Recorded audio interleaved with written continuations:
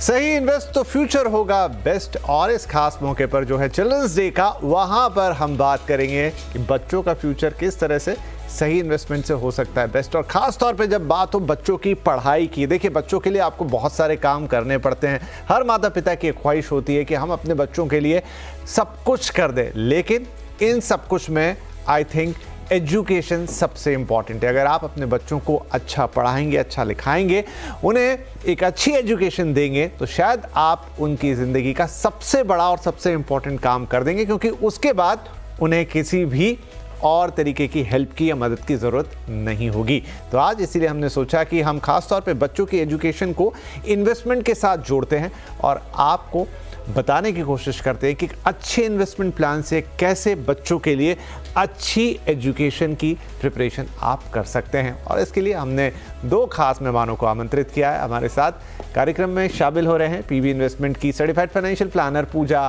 भिड़े ma'am और आनंद Rathi wealth के deputy CEO Firoz अजीज साहब। आप दोनों का बहुत बहुत स्वागत है।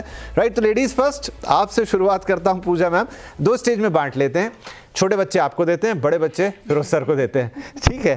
तो जब बच्चा आ गया घर में तो डेफिनेटली माता पिता के मन में ख्याल आने शुरू होते हैं। 2-3 साल तो शुरू में बच्चे के थोड़े से लालन पालन में बीत जाते हैं, लेकिन फिर एजुकेशन की बात आती है, स्कूल एजुकेशन, तमाम चीज़ें। लेकिन अगर शुरुआत से ही प्लान करना हो तो कैसे ये प्लानिंग की जाए, क्योंकि सबका ख्वाब होता है कि भाई बच्चे को बेस्ट एजुकेशन मिले। जी बिल्कुल, देखिए जैसे हम इन्वेस्टमेंट्स की बात करते हैं, फाइनेंशियल प्लानिंग की बात करते हैं, हम करते ही क्यों है फाइनेंशियल प्लानिंग? हम एक अच्छे फ्यूचर की बात करते हैं। हम ये अच्छे फ्यूचर में हमेशा से किड्स या चिल्ड्रन को हमें हमेशा शामिल करना होता है, क्योंकि बच्चों की पढ़ाई एक बहुत बड़ा गोल हो जाता है एक फाइनेंशियल प्लानिंग के हिसाब से देखा जाए तो। सबसे पहले अगर हम बात करते हैं तो रिटायरमेंट तो आ ही जाता है, लेकिन उसके पहले बच्चों की पढ़ाई, एंड स्पेशली अभी का जो जनरेशन है ना, उसमें कैसा है कि पढ़ाई के ऊपर बहुत, करियर के ऊपर बहुत ज़्यादा वेटेज है। पहले के ज़माने, अगर हम 15-20 साल पहले बात करें, जो हमारे ऊपर की जो पीढ़ी थी, तभी शादी एक बहुत बड़ा गोल हुआ करता था। लेकिन अभी एजुकेशन, करियर बनाना, कौन सा करियर चूज़ करना, आप देखिए वेरिएंट करियर ऑप्शंस हैं। आप चाहे फाइनेंस में देखें या मेडिसिन में देखें या इंजीनियरिंग देखें, या लोगों को अब्रॉड भी जाना है पढ़ने।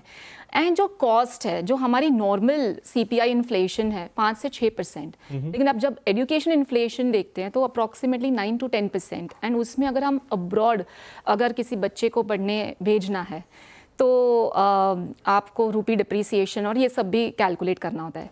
तो जैसे हमने काफ़ी मूवीज़ में देखा हुआ है कि बच्चे तो बाद में डिसाइड करते हैं कि भाई उनको एक्चुअली किस चीज़ में इंटरेस्ट है और कौन सा करियर पाथ चूज़ करना है। लेकिन बच्चा पैदा होता है या होती है, तब से ही माँ बाप सपने सजाते हैं कि इन्हें हम इंजीनियर बनाएंगे, या इन्हें हम डॉक्टर बनाएंगे, या इन्हें हम फाइनेंस में डालेंगे। So definitely right from birth planning करनी है। प्लानिंग में मेरे हिसाब से जैसे कपल अपने इन्वेस्टमेंट्स प्लान करता है, जैसे आप बच्चे की प्लानिंग करते हैं ना, वो मैटर्निटी का जो पीरियड है वहीं से प्लानिंग हो जानी चाहिए कि भाई जैसे ही योर किड इज़ बॉर्न, आप माइनर अकाउंट ही एक क्रिएट कर दें, एक SIP, क्योंकि वो तो मस्ट हैव है। लॉन्ग टर्म वेल्थ क्रिएशन हम बोलते हैं, तो सबसे इंपॉर्टेंट बच्चे के एजुकेशन में 18 साल बाद, 20 साल बाद एक मिनिमम SIP जो भी आप शुरू करना चाहते हैं वो शुरू कर ले। मेरे हिसाब से यहाँ से एक शुरुआत हो जानी चाहिए। राइट, तो थोड़ा उसको मिक्स कर देते हैं। मैंने कहा था बड़े बच्चों के लिए आपको फोकस करूंगा, थोड़ी बात बड़े बच्चों को भी की। और हम जब भी सोचते हैं फाइनेंशियल प्लानिंग के लिए एजुकेशन के पॉइंट ऑफ व्यू से, तो हम सोचते हैं कि फॉरेन भेजेंगे, इंजीनियरिंग कराएंगे, मेडिकल कराएंगे, मैनेजमेंट कराएंगे, वहाँ बड़ी फीस लगेगी। लेकिन फिर वो सब हकीकत ये है कि स्कूल ज़्यादा पैसा ले रहे हैं आजकल। क्या उसका कोई तरीका है कि हम वो जो ईयरली बड़ी सी फीस जाती है उसको भी फाइनेंशियल प्लानिंग के जरिए मैनेज कर पाएं अच्छी तरीके से, ताकि अच्छे से अच्छा स्कूल भी हो? करेक्ट। देखिए विपिन सर बिल्कुल सही कह रहे हैं कि स्कूलिंग ही इतनी एक्सपेंसिव हो गई है।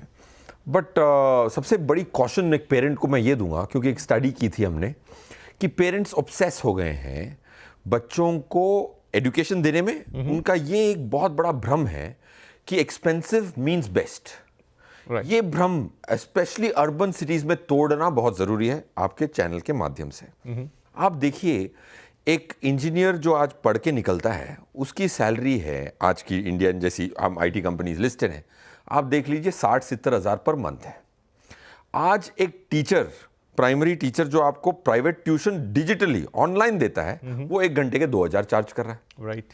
तो अब आप ये देखें ये क्या क्या डिस्पैच, 2 घंटे पर डे, मतलब तुम 8 घंटे पढ़ाओ तो 16,000 पर डे, राइट। जिसकी शिक्षा आप देने की कोशिश कर रहे हो उस शिक्षा प्राप्त करने के बाद 60-70,000 मिलते हैं इंडिया में, और आपको ये सर्विसेज। सो पेरेंट्स को फर्स्ट क्वेश्चन ये दूंगा कि आप अपनी ऑब्सेशंस को थोड़ा कंट्रोल में करें। ओके। सेकंड, जैसे पूजा मैडम ने कहा कि महंगाई ज़्यादा है, 8 से 10% की महंगाई, 9% मैडम ने कहा, बट इससे ज़्यादा जो इन्फ्लेशन है वो एस्पिरेशनल इन्फ्लेशन है। 10 साल पहले आप उनको सीबीएसई स्कूल से खुश थे, जैसे बड़े बच्चों की, मेरे को आपने मेरी उम्र देख के आपने बोला होगा बड़े बच्चे तो I am so depressed, but anyway children's day पे it's my son's birthday also and he turned older 13 years, Zidan is his name.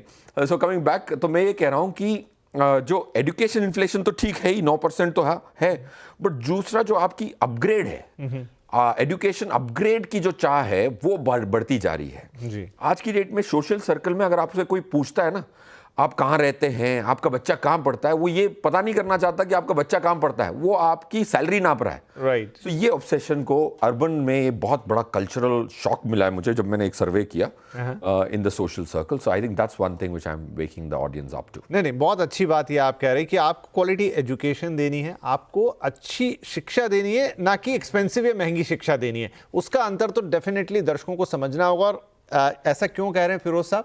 क्योंकि यही तो आपकी फाइनेंशियल प्लानिंग का बेस बनेगा। राइट। चलिए तो थोड़ा सा फाइनेंस की तरफ चले जाते हैं पूजा जी। तो बच्चे के लिए स्टार्ट करते, 2 हमने चीजें रखी, 10 साल की स्ट्रैटेजी, 15 साल वाली स्ट्रैटेजी। कैसे उसको लेकर आगे बढ़ेंगे, क्या क्या आपको करना पड़ेगा, किस तरह की SIPs या कोई और डेट इक्विटी, किस तरीके से आगे जाएंगे? देखिए, नॉर्मली एसेट एलोकेशन हम हर एज से ही करना चाहिए, एंड हम बोलते हैं जितने यंग इन्वेस्टर है वो इक्विटी में डेफिनेटली ज़्यादा डाल सकते हैं, और लॉन्ग टर्म अगर आपका होराइजन है तो बच्चों के तो केस में मैं समझूं जो आजकल के माता पिता हैं उनकी दरमियानी एज जो है, एवरेज एज, वो शायद 30-32 के आसपास होगी जब लोग पेरेंट्स बन रहे हैं इन दिनों, अभी तो। हाँ। तो लेट शादियां हो रही है। इनफैक्ट ये एक बहुत इंपॉर्टेंट पॉइंट है, क्यों मालूम है? इस पॉइंट की वजह से अगर हम जब फाइनेंशियल प्लानिंग करते हैं ना, तो ऐसा होता है कि बच्चे की पढ़ाई के साथ साथ जो ये एनुअल फीस, जैसे फिरोज जी ने भी बात की, एनुअल ये जो स्कूलिंग की जो फीस होती है, जैसे आप CBSE है, IB है, या कोई भी बोर्ड पकड़ लें, 2 लाख 3 लाख तो मिनिमम फीस है। उसके अलावा अगर कोई ट्यूशन हो गया या इस तरीके की कोई एक्स्ट्रा करिकुलर एक्टिविटी, जैसे स्पोर्ट्स वगैरह में अगर हमने बच्चों का एडमिशन कराया है, जो एक्स्ट्रा एक्टिविटी है, उसका अलग से खर्चा, प्लस लाइफस्टाइल इन्फ्लेशन जो आजकल बच्चों में भी बहुत आ गया है, क्योंकि गैजेट्स, आज स्कूल गोइंग बच्चों को भी गैजेट्स चाहिए, फोन ऑल्सो, एंड उनको ये भी चाहिए, उनको एक उनका टैब भी चाहिए, और आजकल आई थिंक कॉलेज के टाइम पे तो लैपटॉप भी चाहिए। सो ये सारी भी एक अलग खर्चे हो गए। प्लस अगर आप एक अच्छी स्कूल में हैं तो वो बच्चा जिस तरीके की लाइफस्टाइल में जाता है, आप देखिए बच्चों की बर्थडे पार्टीज देखिए, इतने खर्चे, कहने वाला था, बहुत चीजें हैं, बहुत ही चीजें, मतलब नेवर एंडिंग। और आज तो सर के सुपुत्र का बर्थडे है भी, और ये तो एक बच्चा, अगर 2 बच्चे हुए तो ये सब डबल में चलने वाला है। सो मेरे हिसाब से, जैसे आपने राइटली पॉइंट आउट किया कि 30 के बाद होता है ना, तो बच्चे की ये जो एनुअल फीस की प्लानिंग, प्लस अगर घर का प्लान हो रहा है तो आपकी घर की EMI, ये सब एक साथ आते हैं, राइट। एंड बच्चे की शादी और आपका रिटायरमेंट, ये भी एक साथ आने वाला है। सो बहुत ओवरलैपिंग गोल्स हैं, सो बहुत समझ के आपको प्लानिंग करें। यहाँ पे मुझे से लगता है रिटर्न या ज़्यादा इन्वेस्टमेंट के साथ साथ एक्सपेंसेस कंट्रोल का भी एक मैनेजमेंट चलना चाहिए। सो ऑब्वियसली जैसे आपने बोला 10 इयर्स 15 इयर्स मैं कैलकुलेशन करूं, जैसे 5,000 10,000 15,000, क्योंकि हम अपने लिए तो एक SIP करते ही हैं, बट बच्चों के लिए जब आप बात करते बोलते हैं हाँ ठीक है हम 5,000 10,000 से शुरू करते हैं, बट हमको रियलिस्टिक फिगर्स दिखाएंगे कि इन्फ्लेशन जो है, जो आज की तारीख में ये कोर्सेज आपको 25-50 लाख के कॉस्टिंग है, और जैसे इन्होंने भी फिरोज में बताया कि जो कॉस्टिंग है बहुत ज़्यादा है, तो इन्फ्लेशन काउंट करते एवरी 5 इयर्स में तो डबल होने वाला है, राइट। तो वो प्लानिंग करके आपको साइड में जो पैसा रखना है वो एक काफ़ी बड़ा अमाउंट होना चाहिए मेरे हिसाब से। So each to its own, आपकी किस तरीके की फैमिली प्लानिंग है, आपको कितना बजट रखना है, I think it has to be as per the budget of the family. SIP करना है, अगर आप एक 10 से 15 हज़ार के SIP कर रहे हैं और आपके पास 10 या 15 साल है, फॉर एजुकेशन। तो मैंने कैलकुलेशन रखा था कि 10,000 के SIP से आप अप्रॉक्सीमेटली 23 लाख का कॉर्पस इकट्ठा करेंगे 10 साल में। बट यही अगर आप 15 साल तक खींचते तो डबल हो जाएगा 50 लाख। ओके। और अगर 15,000 के SIP करते तो 35 लाख के आसपास बनेगा 10 साल में। और अगर आप 15 साल तक खींचते तो डबल हो जाएगा 75 लाख। लेकिन इसमें एक और बहुत अच्छी बात है कि हम पहले बहुत SIP करते थे, लेकिन अब मेरे हिसाब से काफ़ी ट्रेंड बदल रहा है कि आप स्टेप अप SIP करें। मतलब हर साल SIP में 10% भी बढ़ाइए। ओके। हम बोलते हैं ना, हर साल सैलरी बढ़ती है, खर्चे भी बढ़ते हैं, तो इन्वेस्टमेंट कोई बढ़ाता नहीं है। नहीं, बिल्कुल आप step up right from the investment, अगर आप स्टेप अप बढ़ाएंगे ना, तो यही 23 और 50 लाख की जो फिगर है वो अप्रॉक्सीमेटली 40 और 80 लाख हो जाएगी। तो ये एक एक इस तरीके की प्लानिंग है कि एक साथ भी पैसे नहीं बढ़ाना है, हर साल आप पैसे बढ़ाओ। ये इक्विटी और डेट फॉर दिस एज ज़्यादा एक्सपोजर नहीं भी होगा चलेगा, लेकिन एक इमोशनल वैल्यू हो जाती है टैक्स सेविंग की, जिसमें हम आप PPF ले लें, अभी NPS वत्सल्य अभी एक ऑप्शन है। एंड अगर गर्ल चाइल्ड है 10 साल के अंदर, जो बेटी बचाओ बेटी पढ़ाओ के कैंपेन के अंदर, आप सुकन्या समृद्धि ले लें। ठीक है, तो ये चीज़ें हैं जिसको आप लें। और आई थिंक मतलब SIP के रूल्स तो वही रहेंगे जो हम रोज़ बताते हैं, लेकिन यहाँ पर ये कि आपका गोल एक एक्चुअल में पैसे वाला गोल तो है ही, लेकिन इमोशनल गोल भी है और बच्चे के साथ वो जुड़ा हुआ है। राइट फिरोज साहब, थोड़ा और अब इसमें आगे निकल जाते हैं, 20 से 25 साल की प्लानिंग पे आते हैं, क्योंकि एक और बात है, आजकल बहुत सारे कोर्सेज ऐसे हैं या बहुत सारी एजुकेशन स्ट्रीम्स ऐसी हैं जहाँ पर पढ़ाई लंबी हो रही है। लोग 26, 27, 28, 30 तक पढ़ते रहते हैं। तो अगर हम थोड़ा और लंबा करें होराइजन, तो क्या वहाँ पर जो मैम ने बताया वहाँ से थोड़ी स्ट्रैटेजी बदलेगी, ऑप्शंस बदलेंगी?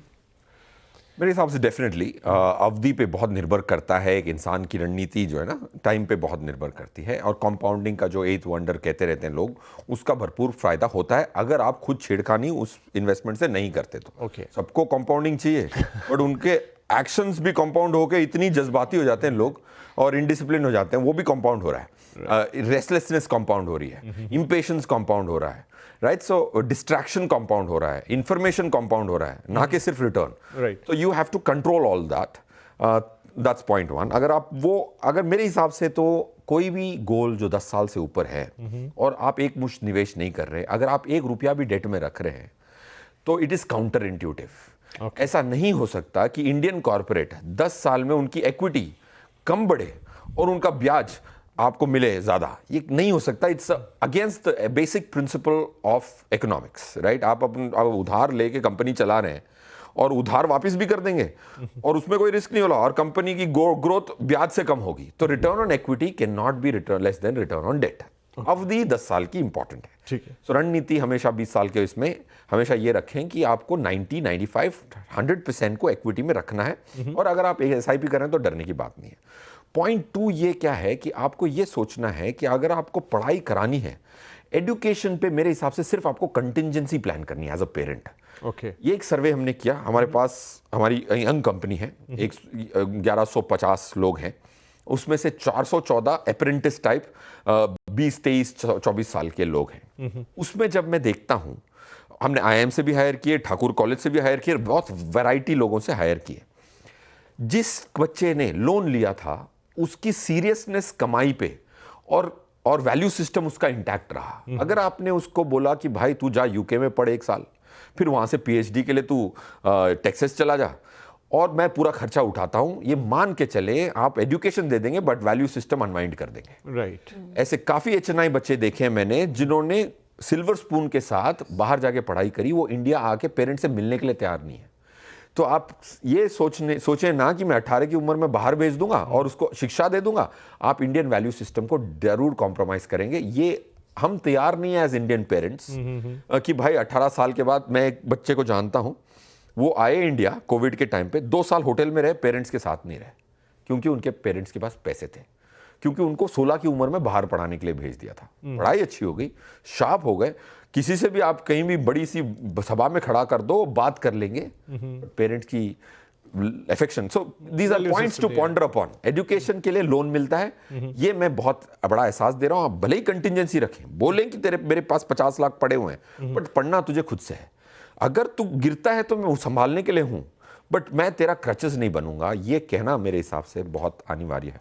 ठीक है, तो बढ़िया है, आज तो अच्छी बातें हो रही हैं क्योंकि SIPs और इन्वेस्टमेंट ये तो हम रोज़ ही बातें करते हैं, लेकिन जिस वैल्यू सिस्टम की, क्योंकि बात बच्चों की है, एजुकेशन की है, लाइफ की है, और उसमें अगर वैल्यूज़ नहीं आएंगी तो मज़ेदार नहीं है। तो फिरोज़ साहब आज बहुत अलग ढंग से उसको मैं क्या कहूँ, थोड़ा स्पिरिचुअल लग रहा है मुझे, बट भैया बहुत इंपॉर्टेंट बातें हैं जो आप कह रहे हैं, क्योंकि सिर्फ पैसे इकट्ठे कर रहे हैं इसलिए नहीं कि चीज़ों को मटेरियलिस्टिक वे में लेके जाना है आगे, लेकिन उसके साथ एक वैल्यू चेन, एक वैल्यू सिस्टम भी क्रिएट करना है। इनफैक्ट वही लाइन पूजा मैम ने शुरू में कही थी कि पेरेंट्स को क्या लगता है कि सर्टेन टाइम वो थोड़ा शो ऑफ हो जाता है कि भाई बच्चा यहाँ जा रहा है, वहाँ जा रहा है, हमने पढ़ने के लिए UK भेज दिया।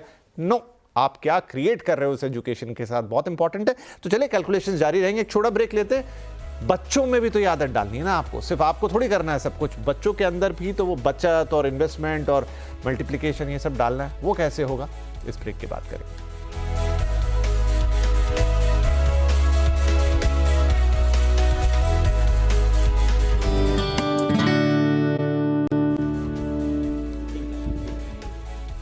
Welcome back. तो आज चिल्ड्रंस डे पर बातचीत हो रही है कि बच्चों के भविष्य को कैसे आप सुरक्षित बनाएं। जब बात है उनकी एजुकेशन की, कैसे आप प्रिपेयर करें, पर्सनल फाइनेंस की मदद से कैसे उनके लिए वो कॉर्पस बना ले जहां पर उनकी अच्छी शिक्षा में कोई बाधा ना आए। लेकिन वो सारी बातें भी ध्यान रखें जो अभी फिरोज जी और पूजा मैम ने कही कि उस शिक्षा के साथ एक वैल्यू क्रिएशन भी होना चाहिए। वो सिर्फ डिग्री कागज पे ना हो, दिखाने के लिए और बताने के लिए ना हो, वो सच में काम कर रही हो। राइट, अब थोड़ा बच्चों के साइड पे बात करते हैं। तो पूजा मैम, पेरेंट्स तो करते ही हैं, पेरेंट्स में तो जज्बा होता है कि मेरा बच्चा बहुत अच्छा पढ़े, उसकी education best of the institute में हो, मैं उसको सारी सुविधाएं दूं। लेकिन ऑन द अदर हैंड बच्चे को भी एजुकेट करना बहुत ज़रूरी है कि पैसे की वैल्यू क्या है, कैसे आप उसको सेव करेंगे या कैसे उसको वाइजली खर्च करेंगे। बच्चों में वो चीज़ कैसे, कहाँ से उसके बीज डाले जाएँ? जी बिल्कुल, देखिए सबसे पहले मुझे ऐसा लगता है कि हमारे एजुकेशन सिस्टम में भी कहीं ना कहीं इस तरीके के या तो आप चैप्टर्स देख लें, चैप्टर्स होते भी बहुत थियोरेटिकल होते हैं, थोड़ा बहुत प्रैक्टिकल नॉलेज आ जाए तो वहाँ से स्कूलिंग से भी वो चर्चाएं शुरू हो जाएंगी कि हाँ, इम्पॉर्टेंस ऑफ मनी। क्योंकि आप पढ़ाई तो कर लेंगे लेकिन जो एप्लीकेशन है उसके बारे में थोड़ी बहुत जानकारी बच्चों में कहीं ना कहीं, मेरे हिसाब से जो पेरेंट्स पॉकेट मनी देते हैं उसके हिसाब से आपको प्ले करना है, उनको समझाना है basics of saving, budgeting and investments. जैसे फॉर एग्जांपल अगर पॉकेट मनी मिलती है तो उन्हें वो प्लान करना है कि इसी पॉकेट मनी से इनको अपने खर्चे भी करने और फिर सेव भी करना है। फिर बच्चों में इस तरीके की आइडियाज़ इनकलकेट करनी है कि अगर आपने आपका होमवर्क अच्छा किया या आपने आज घर में सफाई की या आप गुड बिहेवियर अगर आपने किया तो आपको एडिशनल इसमें पॉकेट मनी मिलेगी। तो वो बच्चा वैल्यू सिस्टम भी जैसे हम बात कर रहे हैं आज उसको भी अपनाएगा, at the same time saving भी होगी। फिर जैसे इन्वेस्टमेंट्स की बात करते, मैंने कहा कि माइनर अकाउंट, आप बैंक अकाउंट ही खोल देंगे तो ऐप्स होते हैं जो इन्वेस्टमेंट के भी ऐप्स होते हैं। SIP करी तो ऐप में बच्चा देख सकता है, 10 या 12 साल का भी बच्चा SIP देख सकता है कि हाँ ये मेरी हर महीने जा रही है। जैसे फॉर एग्जांपल मेरी फैमिली में हमारे जो बच्चे हैं वो बोलते कि हाँ मेरी ये जा रही, मेरा इन्वेस्टमेंट जा रहा है। बच्चों को जो बर्थडेज के गिफ्ट्स आते हैं, गिफ्टिंग कल्चर जो है, या उन्हें कैश मिलते हैं या कोई बड़े बुजुर्ग को देते हैं तो आप उसको इन्वेस्टमेंट इसी तरीके से लमसम या व्हाटएवर है उसको इनकलकेट करें। सो मेरे हिसाब से एक ये सेक्टर हो जाना चाहिए जिसको आप पॉकेट मनी, सेविंग, बजटिंग देख लो। और दूसरा बुक्स रीड करना, एप्स हैं उस तरीके से, या तो फिर गेम्स आती हैं आजकल। सो स्मार्ट चीजों को अगर हम सो बेसिकली कैसा होता था, या फिर घर का एनवायरनमेंट अगर मदर फादर वो करेंगे तो बच्चा अपने आप कम्युनिकेशन एक होना चाहिए कि फाइनेंस भी समथिंग, जैसे हम बोलते हैं ना विमेन के लिए हम बोलते हैं कि नहीं ये डिपार्टमेंट तुम्हारा नहीं है, वैसे बच्चों को लगता है नहीं ये हम बड़े होंगे फिर सीखेंगे, लेकिन उन्हें इन्वॉल्व कीजिए इन चीजों में। राइट, और वो अगर अच्छा देख रहे हैं तो अच्छा सीखेंगे। फिरोज गुरु जी, आपके मंत्र? हाँ, तो मैं वही बता सकता हूँ जो मेरी रणनीति है। 2-3 चीज़ें हैं। एक तो मैंने ये निर्णय किया है कि जब तक कि वो 20 साल का नहीं हो जाता उसको मैं कैश हैंडल करने नहीं दूंगा। ओके। आज अगर डिजिटल है करेंसी तो एक हिसाब होना चाहिए कि क्या खर्च हुआ पैसा, ये बहुत इंपॉर्टेंट है। अगर मुझे उसको मूल्य सिखाना है तो ऐसे नहीं दे सकता कि मैं उसको 2000 दे दूं और उससे हिसाब मांगूं। ऐसे माहौल में, ऐसे वातावरण में by the time he grows और वातावरण थोड़ा ज़्यादा वल्नरेबल होगा। So that's one, cash handle मत करने दें। पहले तो आप फोन पे ही आपके होती है वॉलेट्स, तो आगे आपके पास हर हिसाब हो, एक व्यय हो कि कहाँ खर्च कर रहा हूँ, कितनी मात्रा में खर्च कर रहा हूँ। Very true. सेकंड, बहुत इंपॉर्टेंट है कि आप एज अ पेरेंट, मैं कुछ भी मटेरियलिस्टिक होता है तो मैं every third, I hope my son is not watching, every third request मैं मानता हूं, 2 ना तो 1 हाँ। ओके। अंदाजन ये हिसाब रखें, पेरेंट्स प्यार दिखाने के लिए हाँ ज्यादा बोल जाते हैं, तब जाके प्रॉब्लम होता है। तो अगर आप एक रेशियो रखेंगे कि भाई मुझे 3 चीजें मांगी गई तो मैं 1 हाँ बोलूं, तो फिर भी एक कदर रहती है कि पैसा अनलिमिटेड नहीं। राइट। तीसरा, पैसे की अमाउंट्स की एक बड़ी क्यूरियोसिटी होती है। मेरा बेटा हमारी कंपनी के शेयर रोज ट्रैक करता है और ये पूछता रहता है कि हमारे पास शेयर कितने हैं। ओके। तो मैं बड़ा आश्चर्यचकित हो गया, यार ये इसको वैल्यू क्यों इतने, भाई इज सो क्यूरियस। बच्चों में एक बड़ी सी क्यूरियोसिटी होती है कि मेरे पापा मम्मी की क्या फाइनेंशियल नेटवर्क है। Very true. उसको आपको कैमोफ्लेज करना, ये HNI की स्ट्रेटजी रही है। मैंने बहुत सारे साउथ इंडियन फैमिलीज देखे, नॉर्थ इंडियन फैमिलीज देखे, उधर सर्वे किया है कि क्या स्ट्रेटजी डिफरेंट थी और क्या फ्लैम्बॉयंस बच्चों में आई। राइट। मेरे पास एक माइनिंग क्लाइंट है जिनके छोटे से माइन होते हैं, वो प्राइवेट जेट खरीदते हैं। ये माइनिंग क्लाइंट है कर्नाटका के, one of the biggest miners हैं, इंडिया के लार्जेस्ट टैक्स पेयर थे। उनके बच्चे हुंडे एक्सेंट में सेल्फ ड्राइव करके घूम रहे हैं। राइट। ये क्या किया था, मैंने उनसे रणनीति पूछी। उन्होंने कहा कि भाई आप कभी भी आपकी नेटवर्थ पूरी डिस्कस ना करें। ये इंपॉर्टेंट चीज है। अगर आपकी नेटवर्थ है, आपकी सैलरी है, बच्चों में क्यूरियोसिटी, हर छोटी चीज की, एक पिक्चर देख के आते हैं, कुछ सुन लेते हैं तो पूछने लग जाते हैं। तो क्यूरियोसिटी और फाइनेंशियल वो बच्चे डिस्कस करते हैं। स्पेशली लाइक मैं कार का शौकीन हूं, तो मुझे बड़ा डर लगता है कि मेरा बेटा जाके स्कूल में ना बताए कि हमारे पास कार कौन सी है। और अच्छी बात यह है कि जब भी कोई बच्चा आता है, मैं पूछता हूं क्या पता है आपको, तो किसी को पता नहीं होता कि क्या गाड़ी खड़ी होगी। So that gives me the सांत्वना दैट हाँ उसका वैल्यू सिस्टम इंटैक्ट है, वो जाके शो ऑफ नहीं कर रहा है कि ये कार होगी। सो ये सब बहुत इंपॉर्टेंट है अगर आपको पैसे की कदर सिखानी है। पैसे मैनेज करना इज अ हार्ड फैक्ट, कदर सिखाना इज अ सॉफ्ट फैक्ट, जो हार्ट का है, जो माइंड का है। पैसे मैनेज करना बड़ा आसान है सिखाना। उसको मैं बिठा के, फाइनेंशियल सर्विसेज में है हम सब, सिखा सकते हैं, लेकिन सॉफ्टवेयर एस्पेक्ट सिखाना ज्यादा महत्वपूर्ण, कद्र करना पैसे की ज्यादा महत्वपूर्ण है। तो क्या हमारे पास समय बचा है इतना, मैं पूछना चाहूँ? ठीक है हाँ ठीक है। तो हमारे पास, क्योंकि आज बातें बहुत अलग तरीके की हो रही, तो मैं बहुत फाइनेंस में जाना नहीं चाह रहा था, लेकिन चलिए अभी है वक्त हमारे पास। तो पूजा जी, 4 बेस्ट इन्वेस्टमेंट फंड बच्चों के लिए आपके हिसाब से? देखिए, एक चीज़ बिफोर मैं इन्वेस्टमेंट फंड स्कीम नाम बता दूं, हमने बहुत सारे चर्चाएं की, लेकिन इम्पॉर्टेंट अगर हम इंश्योरेंस की भी एक मैं बात करना चाहती हूँ यहाँ पे। बच्चे जब छोटे होते हैं, जब तक वो कमाने की एज तक नहीं पहुँचे हैं, पेरेंट्स की टर्म प्लान होना बहुत ज़रूरी है। आजकल अनफोर्सीन इवेंट हो गया और हमने जो इतनी सारी प्लानिंग कर रखी है, ये बनाएंगे, वो बनाएंगे, उनको ये पढ़ाएंगे, और किसी न किसी की डेथ हो जाती है फैमिली में, तो पूरा फाइनेंशियल प्लानिंग टॉस पे चला जाता है। सो वो एक टर्म कवर होना बहुत ज़रूरी है। सेकेंडली, मार्केट में बहुत ज़्यादा चाइल्ड प्लान्स करके भी बहुत है, तो आपको आइडेंटिफाई करना है कि भाई इसमें ऐसा तो नहीं है कोई कॉम्बो प्लान है जिसमें आपको इंश्योरेंस, इन्वेस्टमेंट सब कुछ है। बच्चे की इंश्योरेंस की ज़रूरत नहीं है आपको एज सच, बट क्योंकि उसमें मोर्टेलिटी कम होता है, तो वो प्लान्स लोग तो समझने की ज़रूरत है कि what is good for you. तीसरा, जैसे मैंने कहा, म्यूचुअल फंड, SIPs तो है ही, हम एक डाइवर्सिफाइड पोर्टफोलियो बना सकते हैं। मैंने एक flexi, mid cap, large and mid cap के नाम ऑलरेडी एयर पर चला गया। चिल्ड्रन स्पेसिफिक म्यूचुअल फंड्स भी हैं जो 5 ईयर लॉक इन, या तो फिर आप 18 के हैं, विच एवर इज अर्लियर करके आते हैं, जिसमें HDFC, SBI, इस तरीके के अच्छे ओल्ड फंड्स हैं, जिन्होंने एक हाथ तो आई थिंक कुछ हाइब्रिड है जिसमें 65% इक्विटी है, तो कम इक्विटी में भी 20%, 12%, 1 ईयर, 3 ईयर रिटर्न। क्योंकि अब समय मेरे पास बिल्कुल कम रह गया सर, आपके 4 फंड? मेरी 4 फंड अगर आप डिवर्सिफाइड लेना चाहें तो DSP equity opportunities, HDFC flexi cap, Kotak emerging equities, ICICI focused equity, SBI Contra. अगर आपके पास 10,000 हैं तो पूरे 5 खरीदे, 5 अलग कैटेगरी के हैं, लार्जली अलग AMCs के हैं। अगर आपके पास एक ही फंड के पैसे हैं तो SBI चिल्ड्रंस गिफ्ट फंड में आप SIP कर दें, 5 साल की लॉक इन, जैसे पूजा मैडम ने कहा। मेरे बेटे के भी उसी में पैसे हैं, एक ही फंड में पैसे और उसमें है, और वो फंड छोटा है और SBI के माध्यम से है, लार्जेस्ट AMC, छोटा स्कीम, बहुत अच्छी तरह से मैनेज हो सकता है with 5 ear lock ins.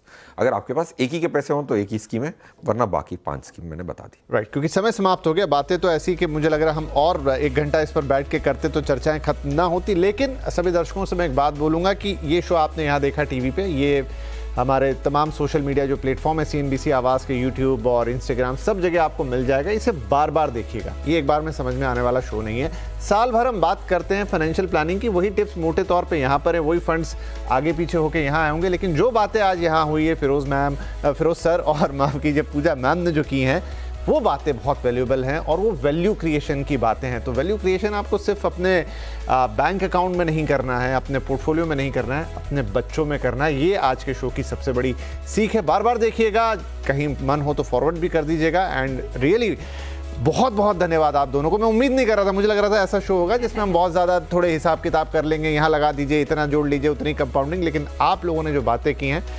Absolutely wonderful, बहुत मज़ा आया। क्योंकि अगर वो सब मिसिंग हो जाएगा, जो वैल्यू क्रिएशन की आप बात कर रहे हैं, जो बिहेवियर क्रिएशन की आप बात कर रहे हैं, उसके बिना ये सारा इन्वेस्टमेंट किसी काम का नहीं है। वो भी हो लेकिन साथ में ये भी हो। बहुत बहुत धन्यवाद। और चिल्ड्रंस डे की आपको भी, आपके अंदर जो बच्चे हैं उनको मेरा प्रणाम। हम सब बच्चे हैं और बच्चों के लिए सोचेंगे। बहुत बहुत धन्यवाद सभी दर्शकों का भी। नमस्कार।